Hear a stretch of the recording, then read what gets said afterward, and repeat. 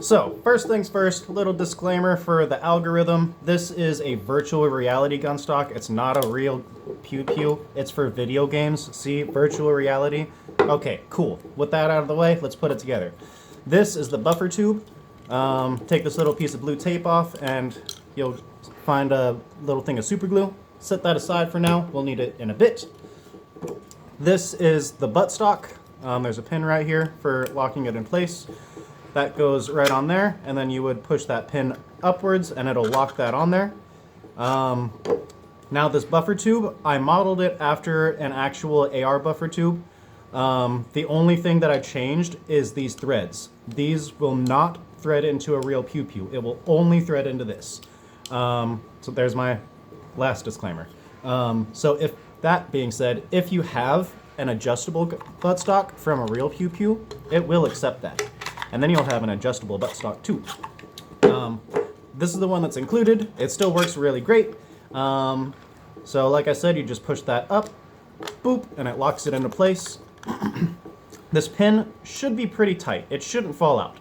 If it ever does start to feel loose or like it wants to come out, this hole right here, you can put a key ring through there or a small nail or a piece of paper clip, and that'll hold that in there indefinitely. You shouldn't need it, but it's just in case. Next, you'll thread the buffer tube onto the rear rail. And this ring on the buffer tube, that's there for a reason. What that is for is to lock the threads in where you need them. So let's say you're threading it in and maybe it's a little cockeyed. See the ring? You adjust that so that it stops turning right where it's needed. So about right there. Boom. That's how I like it. I have seen other people like it like this, to have it just a little bit lower on their, below their face. That's just a personal preference. It's whatever you like, however you like it. I like it like this. Okay. Next thing up is the controller holders. When you're looking at these controller holders, this is how you hold them, with the pinky triggers by your pinkies. Not this way, because see, the controllers don't fit in that way. They go this way, okay? And look at them. Underneath the controller cups, there's gonna be an L for the left-hand controller and an R for the right-hand controller, okay? So I am right-handed, so I'm gonna have my right-hand controller on the rear rail, making sure that the pinky trigger is in front, so when I'm holding it, I can hit the pinky trigger with my pinky, right? Now, if you're one of those people that likes the half stock, then you're done building. You use it as a half stock, and you'll have your front controller free to do whatever. Personally, I like the full stock, so I'm gonna take the left-hand controller, again, making sure the pinky trigger is going towards the front of the Gunstock, right? Slide it onto the front rail, right? And then these go together like that. Always just make sure you dry fit it first, just to make sure you don't have anything backwards. But yeah, that is dry fit together, looking pretty. So from here, if you got the personalized one, the name tag, just a little bit of super glue, maybe 5 dabs going across the back, put it on there, hold it on there until the glue sets. It's super glue, it shouldn't take that long. Next, you'll take some more of the super glue and get a bead going all the way around here, and then slide that on. Boom, and let that set for like maybe an hour or so before you start actually playing with it. Just give that glue time to set up. The glue not only holds the two rails together, it actually strengthens that joint. It just makes it stronger, okay?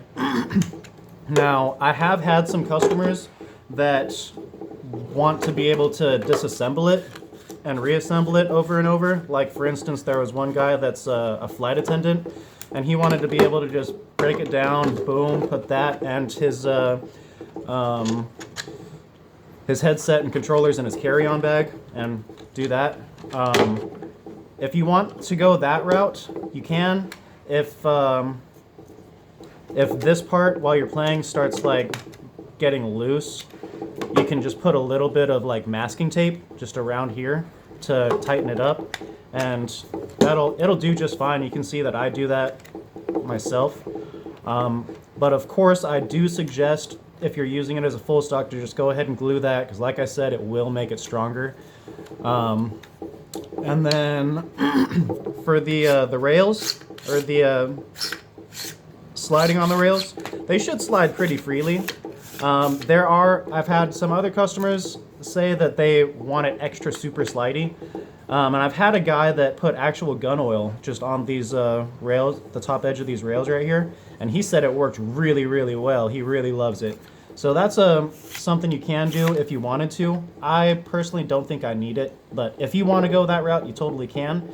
If you are going to go that route, I would suggest using some kind of oil that's not food-based. Not vegetable oil, not olive oil, not canola oil. Use something oil-based, like mineral oil or gun oil, or anything that's not food-based, because food-based oils will go rancid eventually, and then your Gunstock's gonna smell like nasty doo-doo caca.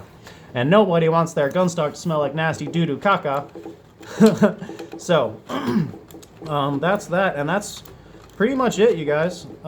When you're threading this buffer tube onto the rear rail, just make sure you're not cross-threading it, because cross-threading is never good either. But yeah, that is it. And yeah, guys, thanks for the support, and I hope you love it. If you do, please give me a good review, because they help more than you might know. They really, really do. If you have any issues at all, just hit me up, dude. I'll make it right. It hasn't happened to me very often, but some people have been unhappy. And if you are, just hit me up, dude. I'll make it right. But yeah, other than that, thank you so much for your support. Have a great day.